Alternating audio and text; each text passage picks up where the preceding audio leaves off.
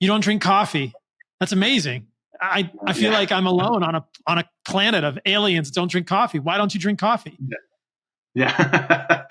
I never really felt great with coffee anyway. I figured it was because I had allergies. There's dust some coffees have, dust and mold buildup in them. Those are my two main allergies that I really don't do well with.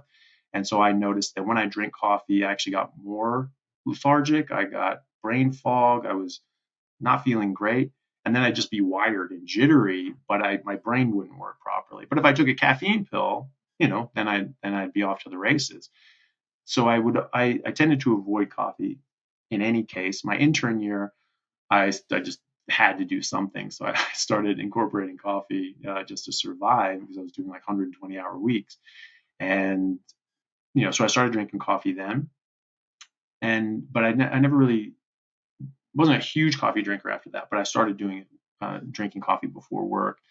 And, then when I started doing just the meat only, I remember like a couple weeks into it, I was thinking, like, okay, well, what about coffee? I haven't had coffee in several weeks. Let's see what this does to me. And so I just did, some self experiments, and I had a cup of coffee, and I started noticing my joint pain and muscle soreness. I wasn't getting sore after working out. That was a major realization for me that we're not supposed to get sore necessarily, and that it's sometimes these defense chemicals and this inflammation that they're causing can exacerbate and worsen this pain of soreness and stiffness that we get after exercise. And I wasn't getting that, and I felt great doing that. And then that was the week that I went back and started playing rugby, and so I'd just been doing a lot of hard training sessions, and I said, okay, I'll just try 1 cup of coffee, see what happens. So I had 1 cup of black coffee, and within 20 minutes, I started feeling my muscles get stiff and sore. And I was like feeling it in real time, going like, oh, what is happening? And I was sore for 2 days after that. And so I was like, okay, well, that's obviously doing something to me. That's obviously causing some sort of inflammation. And there's, these same sort of chemicals in there that the plant, coffee is a bean is a seed is a plant's baby. Like that's, it's going to be defending that part of the plant more than anything.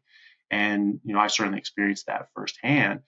And, funny enough, I impressed this sort of dietary lifestyles on an orthopedic surgeon that I know.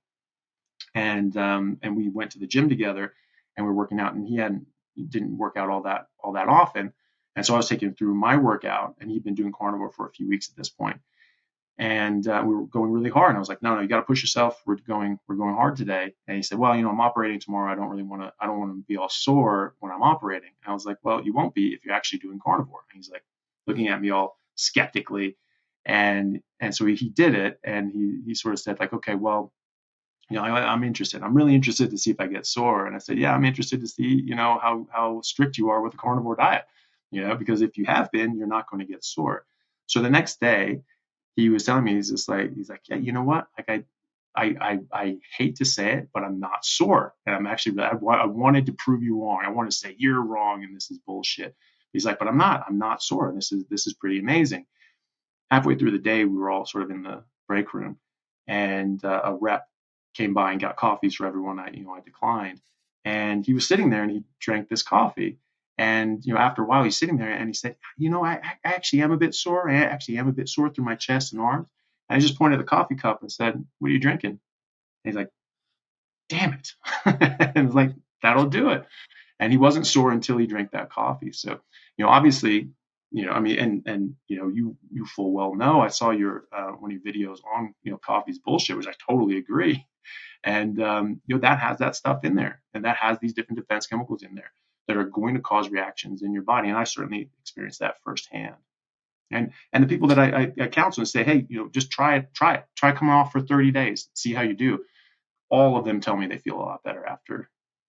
I think that that's such a good test in general, to whether it's kale or spinach or almonds or coffee or whatever it is, to cut it out of your diet for 30 days or so and see how you feel. There's, I know that later in this podcast, we're going to talk about fruit and fructose, and we're going to disagree a little bit on that. And I've Okay. had some friendly debates with Ken Berry and on fruit and fructose. And I think that ultimately,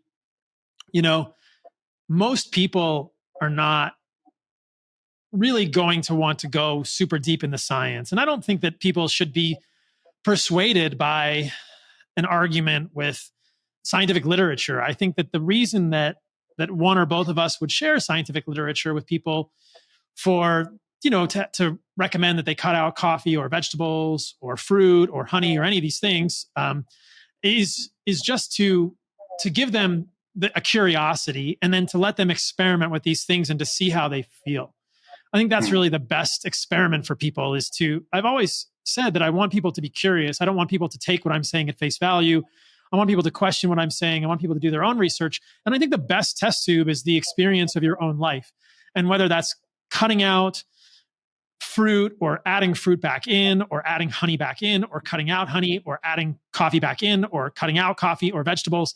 I think if you do that, if I'm addressing the listeners now, if listeners do that, if you do that, I think over 30 days, most people will be able to tell how they react to that thing and whether they feel better or worse with it in their diet. And I think that's ultimately what we're going for, is just to make people curious enough that they can think for themselves and say, you know what, I do have some joint pain. Maybe I should cut out the spinach or the broccoli, or maybe I should try cutting out kale. Maybe I should eat less salads. This is what I want people to do, to have this power so that they don't have to really acquiesce to Western medicine for a medication. Yeah. I think that the coolest part about doing this work is the way that it can help empower people to be their own physicians and be their own healers, and to understand that there are so many tools available to all of us. And one of those biggest levers is how you adjust your diet and your lifestyle, but tweaking the diet in certain ways can be super powerful. And so that's such an interesting experiment for people. Cut things out, add them back in, see how you feel. I think most people will feel better without coffee. It's just that whenever I say that, half of the people stop listening to the podcast, and people get super triggered. So take it for what it is. I mean, if you guys are triggered, maybe it's because you really do need to cut out coffee. But whatever. If you don't, if you're thriving and you feel great on coffee, whatever, keep drinking it. I just have problems with the mold toxins, like you're saying, with the pesticides, with acrylamide in coffee, with anti-nutrients in the beans, in the coffee, with caffeine itself, which we know is going to influence sleep cycles negatively. I mean, the quarter life of caffeine is 12 hours. It's basically impossible to drink caffeine at any point in the day and not have some caffeine affecting your adenosine receptors and changing your sleep architecture when you go to sleep that night, which is the reason that most people do it. It's just, I think, chronically affecting your sleep architecture is a very bad thing for humans, and will almost certainly lead to accelerated aging and early cognitive decline.